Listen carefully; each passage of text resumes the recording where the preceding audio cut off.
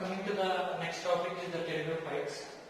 See, we know the basic character of the pteridophytes, which are the first tracheophytes. Tracheophytes means the plants which are having xylem and the phloem. The plants which are having xylem and the phloem, right? So these plants are called pteridophytes. Within that case, these are the first vascular tissue containing plants. In a plant, whatever the xylem and the phloem, is present, which plants are vascular plants? The plants are called as vascular plants. See, before to the pteridophytes, whatever the bryophytes are present, whatever that algae is present, these plants are, remember, okay, that plants are non-vascular plants, means which are not having xylem and the phloem. The plants are not having xylem and the phloem, right?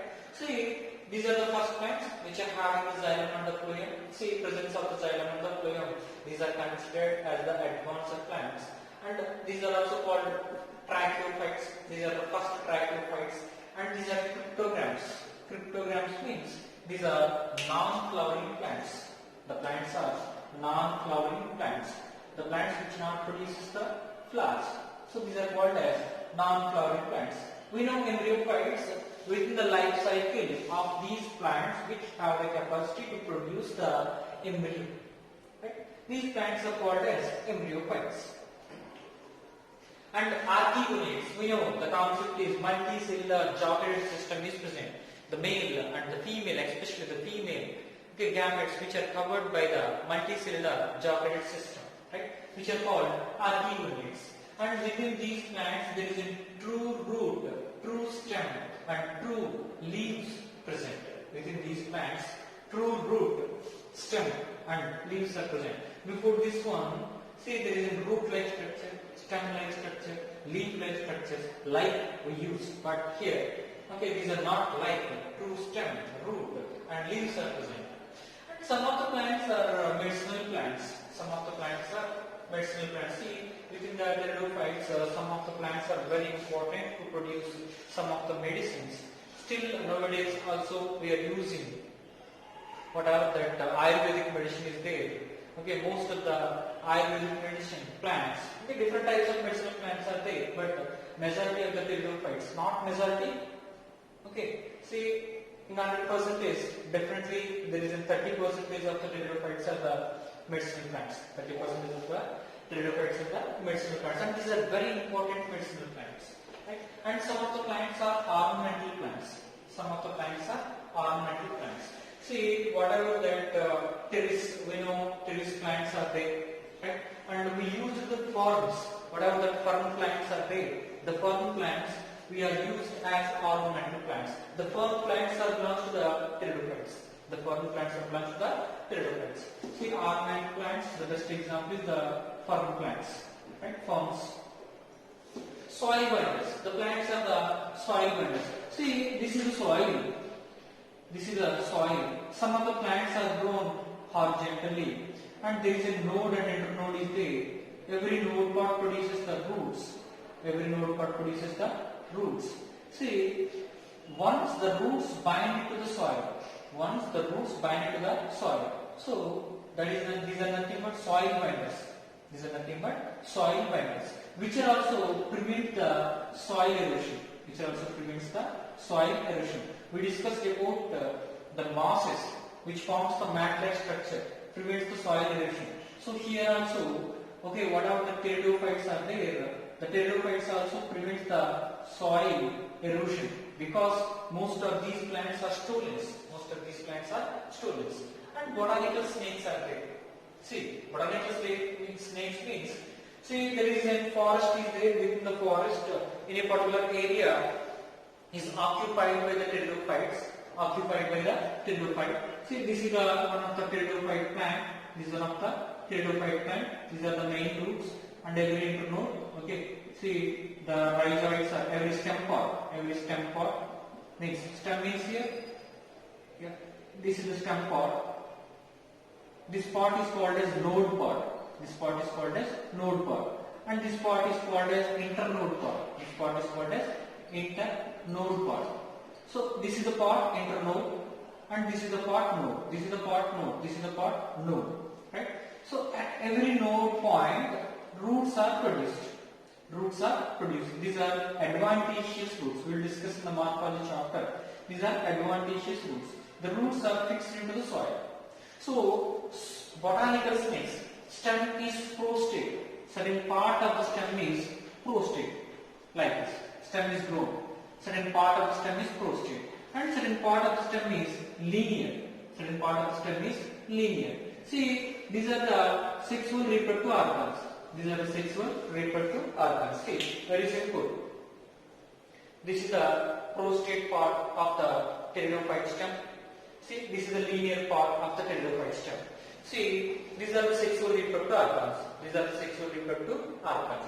So, if we observe this part, these are look like snakes. These are look like snakes. So, in a particular area, the total area is occupied by the pteridophyte plants. See, these are look like. Suddenly, if we see night time, okay, these are look like snakes. The plants are look like snakes. So that's the reason why these plants are called botanical snakes. These plants are called botanical snakes. And these are walking ferns. These are walking ferns. Here walking ferns are nothing but, this is the first plant. This is the one of the plant. The plant produces the leaves. The plant produces the leaves. This is one of the leaf pod. The leaf pod touches the soil, and the leaf pod having adventitious bud. The leaf pod having adventitious bud. The leaf pods are having adventitious buds. See, that adventitious buds are involving a sexual reproduction. The adventitious buds are involving a sexual reproduction. Again, this pod produces the new plant. Right? Again, the leaves are produced. Again, the leaves touches the soil. Again, another plant is produced. Again, leaves produced, touches the soil. Again, another leaves are produced. So, these are moving. Plants are not moving. See, the one plant produces the another plant. One plant produces the another plant. This is look like a walking. This look like a walking. Or these are spreading from one area to the another area. So, that kind of plants are called as walking ferns. Example is the ediantum. Important one. Example is the ediantum. Ediantum shows, okay, a sexual reproduction.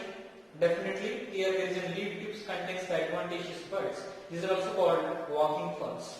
These are also called walking ferns, right? And coming to the next is the pteridophytes. Coming to the next is the pteridophytes. See, within the pteridophytes, there is a type. This is about the classification of the pteridophytes. Coelopsida. The very first type of plants are Coelopsida. These are also called coelophytes. These are also called coelophytes. Example is the coelotum. Example is the coelotum, right? And next is the Lycopsida. The plants, okay, Lycopsida, right? These are also called club mosses. Okay, the shape is club shape, which are resembles mosses. That's the reason which are called as club mosses. So there is a Lycopodium and Selaginella is present. Lycopodium and Selaginella. See, the very interesting point is here. Selaginella is also called Sanjeevani.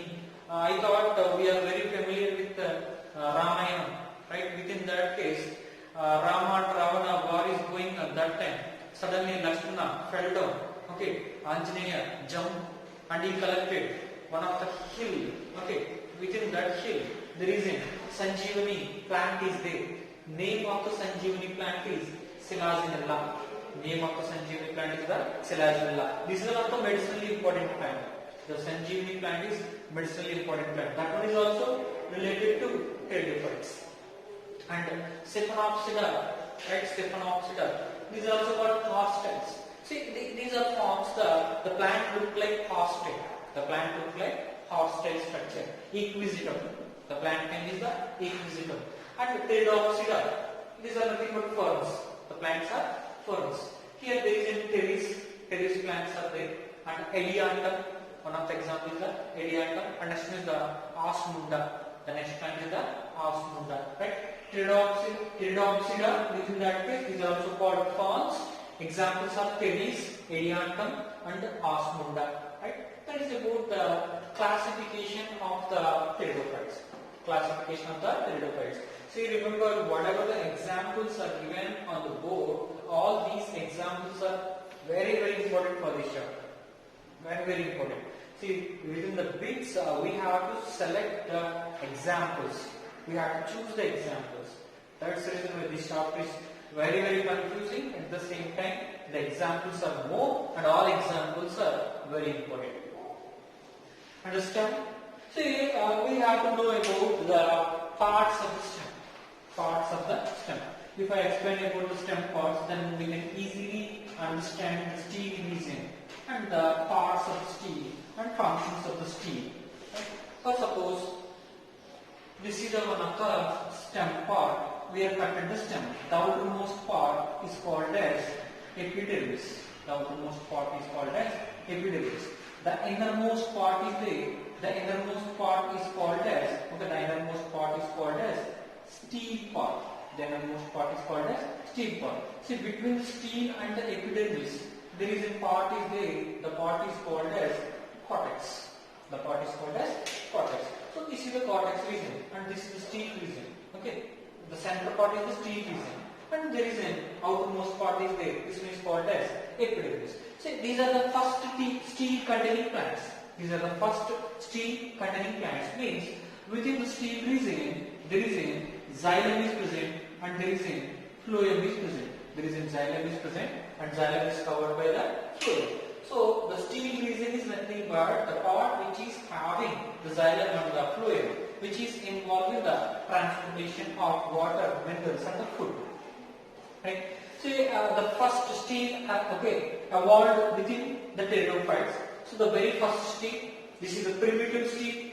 This is also called primitive steel. This is the primitive steel. Right, within the steel, at the center part xylem is present. At the center xylem is present. Xylem is occupied by the phloem. Within the steel region, center one is the xylem. Xylem is occupied by the phloem.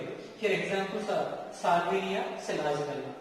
Here the very first steel or the primitive steel is the protosteel. Within this steel, center one xylem. Xylem is covered by or overlapped by the phloem. Right? Examples are Salvinia and the selaginella. And the steel.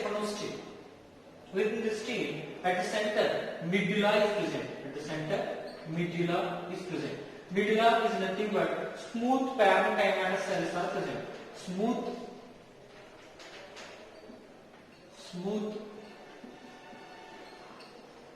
parenchyma cells are present. Smooth parenchyma cells are present, which are involved in the storage of food. Which are involved in the storage of food. Right? So there is no much difference between these two. At the center, medulla is present. Medulla is overlapped by the xylem. Xylem is overlapped by the phloem. Example is the osmunda. Right? And next one is the solenostele. Same like stephanostele. But within the stele there is a leaf-like gaps are present. Within the solenostele look like stephanostele. But here there is a leaf-like gaps are present. So that one is called as solenostele. Arrangement is same. But within the stele, at some regions, leaf-like gaps are present or leafy gaps are present. Right? So these are nothing but solenostele. And last one is the dictio stele. Within the dictio stele, there is a meristeles are present. Meristeles are nothing but scattered steels. Here there is a continuous rows are there. Here not like that. This is one scattered part. This is another scattered part. This is another scattered part. So within the stem, xylem and phloem bundles are scattered. At the center there is a medulla is present, and the medulla produces the medullary race.